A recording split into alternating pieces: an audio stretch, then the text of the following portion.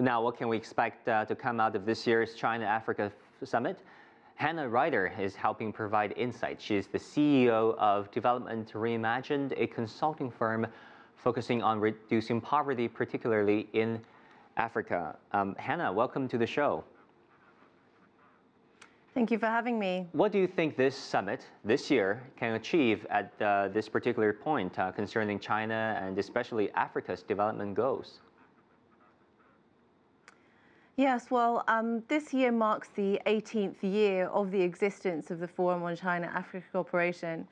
And so it means that it's a very important year. It's a shift of a child to a teen, to an adult, really. So, of course, you hear many of the African leaders here are here really to have very detailed bilateral discussions with China. They all have their specific priorities. Every African country is different in that sense. However, what's useful about FOCAC is that it's also a forum where the countries can come together collectively to think about their common challenges and present that to China and see how China can help support them to move to the next stage. One example is trade.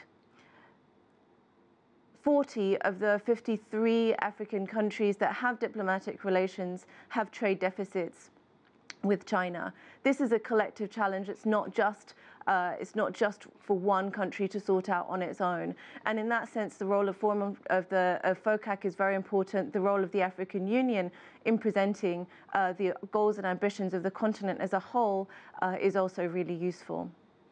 Well, talking about trade, there has been accusation from the West that China is creating debt trap for those African countries. The amount of debt that those African countries cannot immediately repay. How do you look at that argument?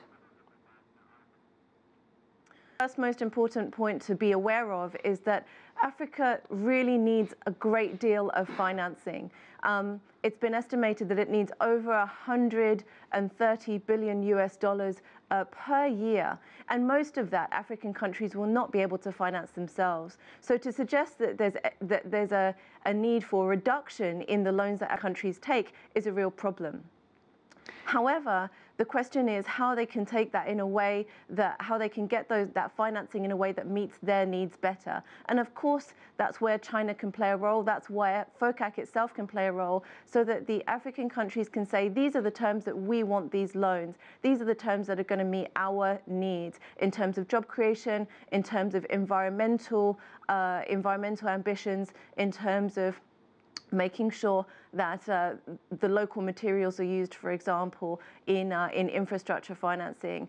Let's make sure that the balance of the win-win, when the loans come from China or the loans come from anywhere else, in fact, are in the favor of African countries. That is really key. If you could advise Chinese investors, policymakers going into Africa or eyeing on the continent of Africa, what would be your advices for them? Going to Africa, better heeding the concerns of those Africans? Yeah, well, as part of our work here in Beijing, we talk to a lot of Chinese companies. Many of them know very little about African countries and to go to. So this is actually, the foreign direct investment from China at the moment, there's only 4% of it that goes to African countries, and that really needs to increase. So we want to encourage Chinese companies to understand countries a lot more, to understand land business environments there. And that really is Ethiopia, for example. There's a lot of industrial parks that are attracting Chinese companies there, but there's even more industrial parks around the continent, more and more being built with regards to attracting Chinese investment. So there's a great deal more investment promotion to be done here.